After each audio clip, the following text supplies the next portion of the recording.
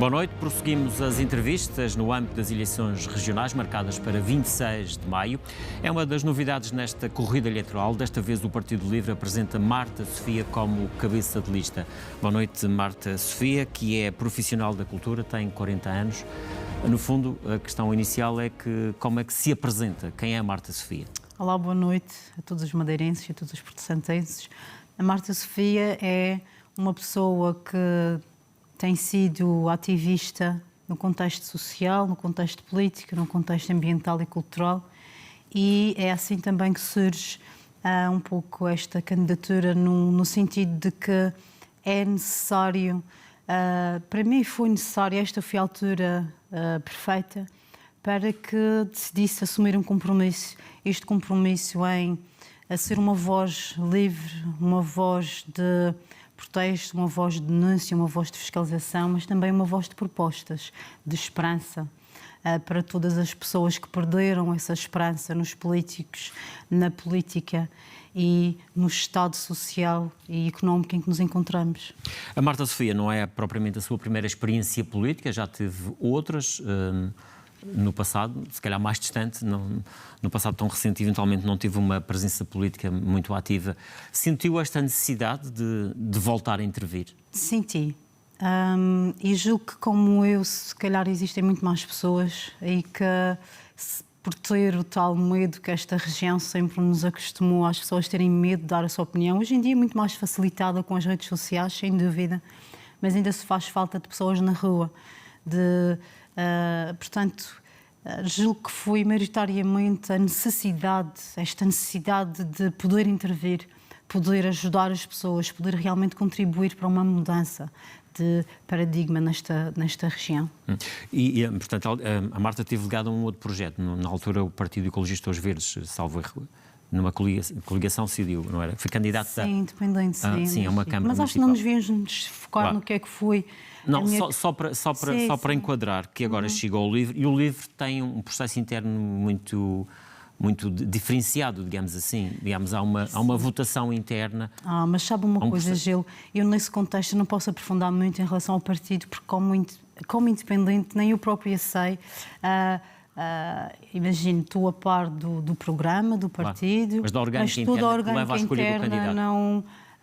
portanto, tem a parte das eleições, é, sem sombra de dúvida, um meio de eleição um bocado confuso e compreendo que possa confundir as pessoas, mas acho que é um exemplo perfeito de como qualquer pessoa pode se candidatar. É um exemplo perfeito da tal participação que queremos da sociedade civil dentro da política. E só o simples facto de todas as pessoas, por exemplo, poderem contribuir, neste caso para um programa europeu, às eleições europeias de um partido, eu acho que só por aí já é uma... E a Marta Sofia, o que é que se propõe apresentar aos madeirenses até 26 de maio? Eu tive que, infelizmente, fazer uma triagem e concentrar-me em 3 pilares fundamentais que eu vejo por agora, numa lista de propostas, e o programa será depois posto para consulta, mas a habitação, a saúde e a ecologia. Repare, 48 anos de governação do PSD impediram um desenvolvimento económico e social que é transversal ao território. É transversal ao território e às populações. Isto fez com que se perdurasse estas bolsas de pobreza, criando dependência das pessoas em relação ao que acham que o governo lhes pode dar. O apoio social tem que promover a elevação das condições sociais e económicas das pessoas. Comecemos pela habitação, que é inaceitável. É inaceitável a pressão sobre as famílias. Enquanto a falta de habitação compromete o direito básico à habitação digna, esta especulação imobiliária está a inflacionar os preços. Isto dificulta o acesso à habitação para pessoas de baixo e de médio rendimento. Nós estamos a falar aqui de quase de uma... Estamos a falar, se calhar... A nossa região, neste preciso momento, com a taxa de pobreza que tem, o índice de pobreza tão elevado, corremos um sério risco de até a própria classe média desaparecer e haver um fosso gigante só os pobres e os ricos. Portanto, para enfrentar estes desafios, obviamente que são necessárias propostas. Porque é assim que nós podemos efetivamente resolver alguns problemas, ou pelo menos trabalhar para que se possa resolver Então vamos problemas. a elas, por exemplo, na área da habitação. Eu posso começar por esta ideia da atribuição de uma comparticipação ao valor da renda, aumentando as verbas disponíveis. Queria salientar aqui uma sugestão de umas parcerias público-privadas com concursos públicos transparentes, isto para desenvolver projetos habitacionais em que incluísse uma percentagem entre 10% a 20% de habitação a custos controlados e também habitação social. Porque, mais uma vez, estamos a dar cobertura a várias faixas de rendimentos. É necessário uma regulamentação para controlar a especulação imobiliária, com limites para investidores estrangeiros ou taxas sobre propriedades de aluguer de curta duração. Mas podemos ir mais além e podemos alargar os programas de apoio ao arrendamento ou compra de casa por jovens. Podemos continuar, podemos atribuir uma comparticipação ao valor da renda, que já existe, porque também temos de falar, se temos programas, se eles já existem, se não funcionam, então não vamos simplesmente continuar com o programa, vamos Mas o Governo, em relação à habitação, diz que está a fazer muito. Não? Portanto, desde logo a questão da construção de habitações, estão previstas até ao final do ano 600 novas habitações, que serão disponibilizadas, digamos assim. Para além disso, há outros mecanismos, outros programas de apoio à renda, enfim, às pessoas para poderem ter mais alguma ajuda nesta questão da habitação. Do seu ponto de vista, é insuficiente? Claro. Ou eventualmente este caminho não é o mais correto? Não, este caminho, estes 48 anos já se comprovaram que não é o mais correto. Se vão fazer mais 900, se nós formos então confiar nos dados que temos disponíveis, falam em 6.000 famílias à espera de uma habitação, se calhar o nosso governo regional já podia ter feito muito melhor já há muitos anos, não é só de agora.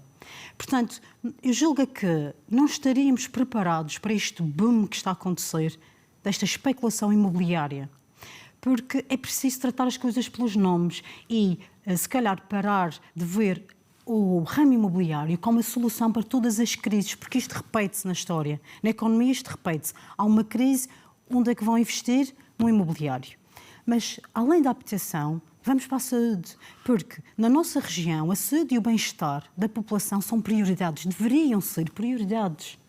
São prioridades essenciais para que se garanta uma vida saudável, uma vida elevada e sustentável. Portanto, a criação de um sistema, não é a criação porque ele já existe, não é? Mas quer dizer, um investimento sério no Cesarame faria com que tivéssemos a contratação de mais profissionais, médicos, auxiliares, enfim, todo o corpo clínico que é necessário e médico para que um sistema de saúde realmente funcione.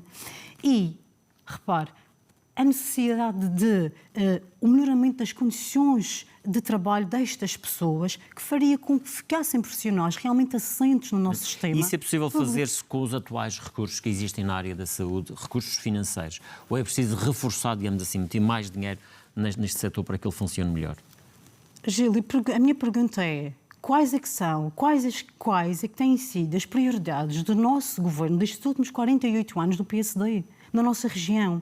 Se não é a saúde, se não é a habitação, se não é a ecologia, porque isso já percebemos que não é. Portanto, está aqui o resultado do que é que não é a prioridade para o nosso governo regional. Mas eu devo lhe dizer que todo este investimento sério, um investimento sério na nossa saúde, faria com que também os profissionais não pensassem ir para o privado, porque assentaria profissionais no nosso sistema público de saúde, mas também ia servir de atrativo para fixar outros profissionais no nosso sistema de saúde. Mas eu passo para o acesso. Sim. A Marta Sofia defende, por exemplo, que possa haver aqui parcerias entre o público e o privado para resolver Claro, eu ia o problema bater das aqui pessoas. exatamente esta questão dos exames, dos tratamentos, das consultas, tratamentos especializados, medicação não comparticipada, listas de espera que temos para pessoas que cobrem tudo isto, as consultas, o tratamento, e não há forma destas pessoas, muitas vezes, adiantarem 200, 300 ou 400 euros para fazer um exame, Gil. O senhor vai ao privado, se não tem aquele dinheiro, ou se não é a sua médica de família a lhe passar uma credencial, mas repare, eu tive o cuidado de telefonar, e para já nem tenho médica de família, mas eu tive o cuidado de telefonar para o centro de saúde, em perguntar quando é que eu poderia ter consulta com a minha médica de família. Pedi a uma pessoa que assim o fizesse. São 6 meses. Vou ficar 6 meses à espera de fazer um TAC para perceber se tenho... Quer dizer, vamos investir a sério. Isto dos cuidados primários, tornando-os mais próximos. Esta questão de ter o seu médico de família, isto é tudo medicina de prevenção. Prevenir vai ser mais barato do que estar a curar doenças. Portanto, é tudo aqui uma sinergia que tem de ter... tem de começar a existir. Falamos das altas problemáticas, mas não pensam em criar condições para aquelas altas problemáticas. As pessoas não se acham que as famílias têm orgulho de deixar os seus idosos, que são a maior parte das altas problemáticas, são pessoas ou sem abrigo, ou em condições de sem abrigo ou outras condições sociais muito precárias, não é? Mas maioritariamente são idosos. Porquê? Porque muitos deles nem têm condições em casa. Mas, no entanto, é mais fácil... O Governo fala agora na construção de cerca de 1000 camas de infraestruturas para Mas há quanto tempo é que se fala? Que seriam lançadas agora, supostamente, os concursos. Agora, que pertinente, não é? Mas há quanto tempo se fala dessas camas? Já vamos tarde, na sua perspectiva. Já vamos tarde há muito tempo e é preciso alargar uma resposta. Isto é uma coisa que eu acho que os partidos da oposição... Eu acho que a saúde tem que ser independente de ideologias. Saúde, o ambiente, a habitação. Há questões aqui... Muitas das questões que nós temos na nossa sociedade têm que ser independentes das ideologias e têm sim que pensar no bem comum, nas pessoas. Alargar a resposta de saúde oral na nossa região, aumentando a cobertura geográfica, com gabinetes de saúde oral nos centros de saúde, é uma excelente medida. É uma excelente medida porque a saúde oral, pasmem-se, não sei se sabem, é que nem nas nossas... Antigamente eu lembro-me de lavar os dentes na escola. Hoje em dia já não se lava os dentes na escola. Até temos que ter quase uma autorização para os miúdos poderem lavar os dentes na escola. Mas eu dou este simples exemplo porque há muitas pessoas que querem efetivamente tratar da sua saúde oral e não têm as condições para isso. Portanto, vamos arranjar formas de resposta. Vamos outra vez para os protocolos, vamos por parcerias público-privadas, vamos a dar resposta. Tem que ser dada resposta em muitas áreas da saúde. Mas eu peguei nesta oral porque é uma secção que muito pouco se fala. Portanto, no fundo, o que a Marta está a dizer é que é preciso apostar mais também na questão da prevenção, não é? No fundo, investir nessas áreas. No fundo, acho que isso é a base de tudo. Acho que é a base de tudo. Vamos avançar para uma outra questão que defini como sendo das 3 linhas, digamos, aquelas que destaca mais, a questão da ecologia, que é uma questão muito abrangente e também muito pertinente aqui na Madeira, em particular. Cada vez mais. E aqui eu junto a ecologia, turismo e sustentabilidade, porque acho que tem que andar de mãos dadas e não de costas voltadas. E para promover a sustentabilidade no turismo é fundamental adotar também práticas que minimizem estes impactos ambientais, sociais e culturais, obviamente, e que inclua, de uma vez por todas, a proteção da nossa floresta Laurem Silva, dos nossos habitats, dos nossos ecossistemas. Portanto, da maneira que está neste preciso momento, e repare, a Laurem Silva é só património mundial da Unesco. A Laurem Silva nem é nosso património. Mas acha que a Laurem Silva neste momento está mal protegida? A Laurem Silva neste momento está mal protegida. A Laurem Silva neste momento está a saque. Completamente a saque. E há imensos exemplos que podemos dar desse... Pode adiantar algum dos exemplos.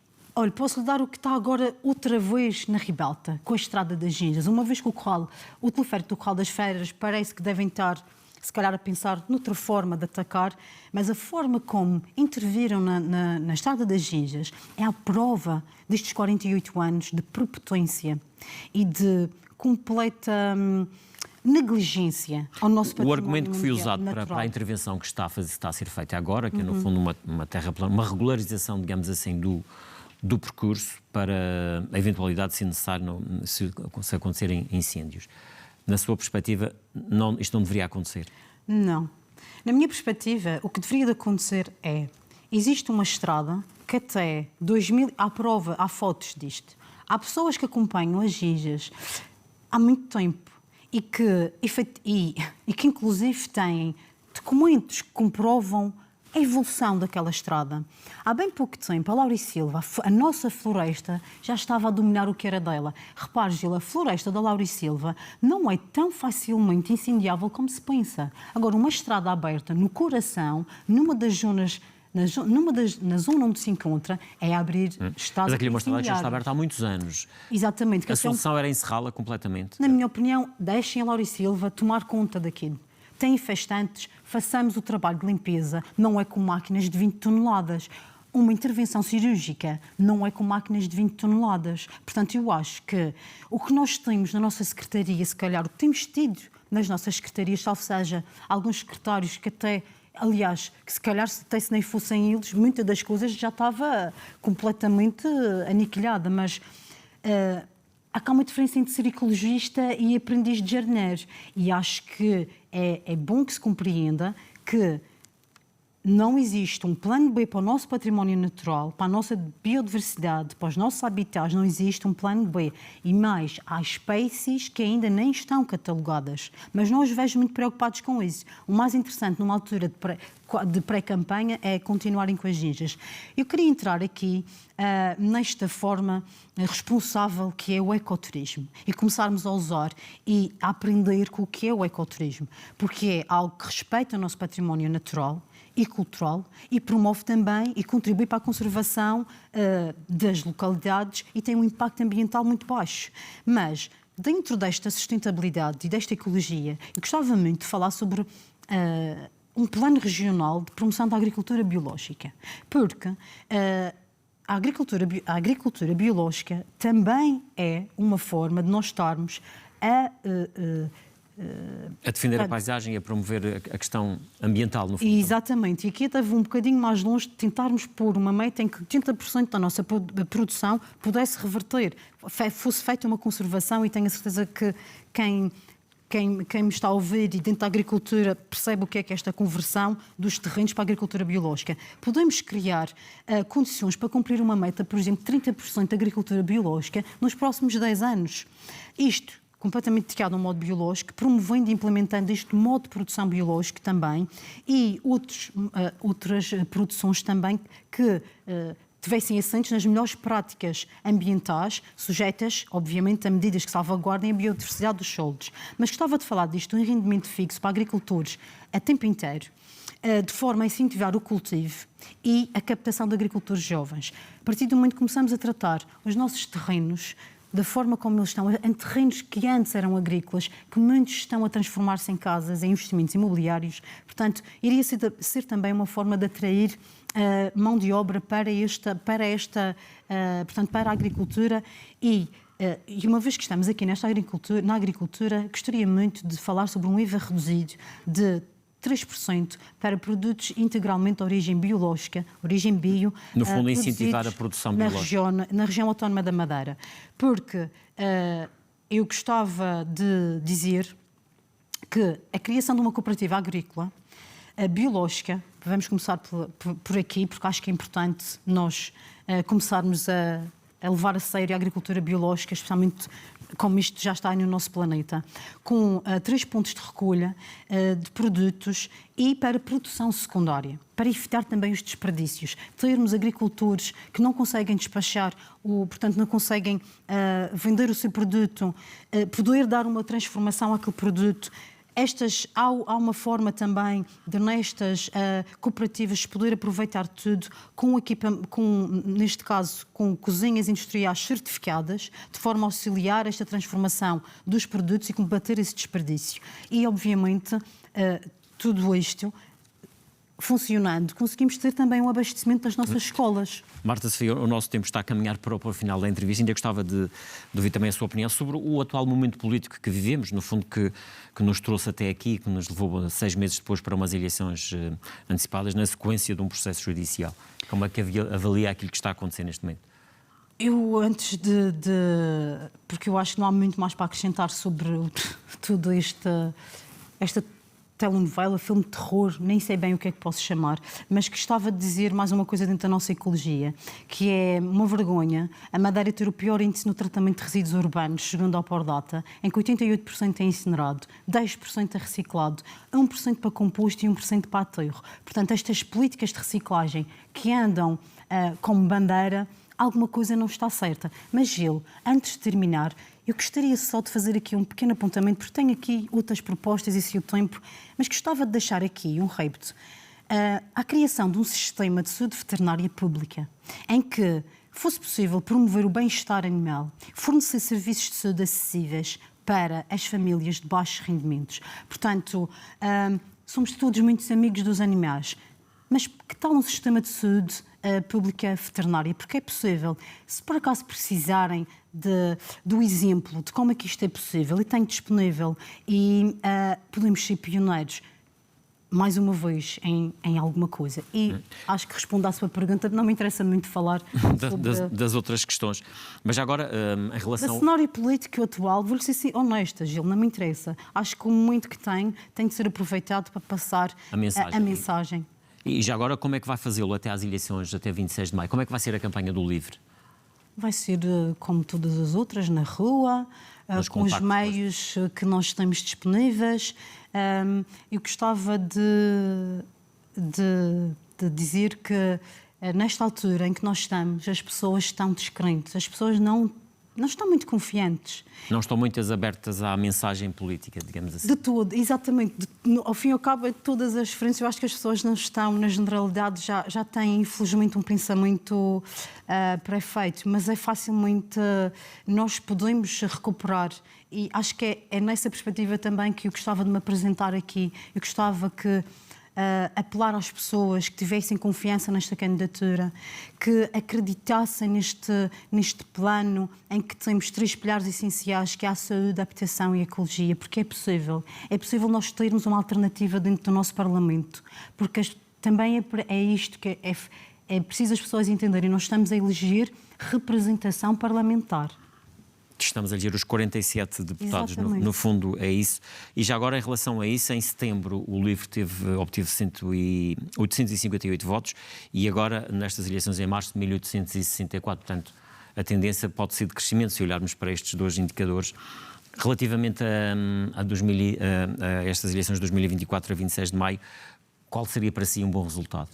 Um bom resultado seria, para mim, para todos os madeirenses e porto-santenses, elegermos uma voz livre para a nossa Assembleia, uma voz com propostas, uma voz de convergência, uma voz de denúncia, de fiscalização, mas, acima de tudo, uma voz que pensa nas pessoas e que pensa no bem comum das pessoas e, acima de tudo, Gil, eu quero muito que as pessoas levem isto em atenção, é necessário protegermos o nosso património natural, porque a madeira é considerada muita coisa. É o Havaí da Europa, o melhor destino insular. Nós vamos acabar ou num Dubai, em que está tudo desertificado e a paisagem vai ser casas, ou então, eu não sei, eu acho que estamos na altura ideal para apelarmos ao governo, seja lá o governo que vier, mas que tenha isto em consideração. E a Marta Sofia está disponível para colaborar com esse governo, seja ele qual for, no sentido... Qual for, isto não é assim, Gil. Repare... Não, e se essas políticas forem de acordo com aquelas que eu livro... Uma coisa certa, 48 anos de PSD e portanto, e de quem compactou com o PSD, já deu para perceber que não dá. De certa forma, traça uma linha vermelha em relação ao PSD. Mas isso é óbvio, isso é óbvio. E se for com o PS, está disponível para colaborar? Gil, os governos fazem-se com programas. Portanto, com programas, vêm de programas, as coisas têm de ser feitas com pés e cabeça. Mas logo à partida exclui o programa do PSD. Obviamente, Rui, desculpe, Gil, desculpe. Obviamente, Gil, obviamente que sim, isso é um compromisso que tenho. Isso é uma responsabilidade que eu tenho. É a responsabilidade de dar uma alternativa a estes 48 anos de PSD e uma alternativa à nossa Assembleia Legislativa. Marta Sofia, muito obrigado por ter cedido este convite da RTP. O ponto final nesta entrevista. Prosseguiremos no dia de amanhã com Raquel Coelho, a candidata do PTP. É tudo. Boa noite. Fique bem.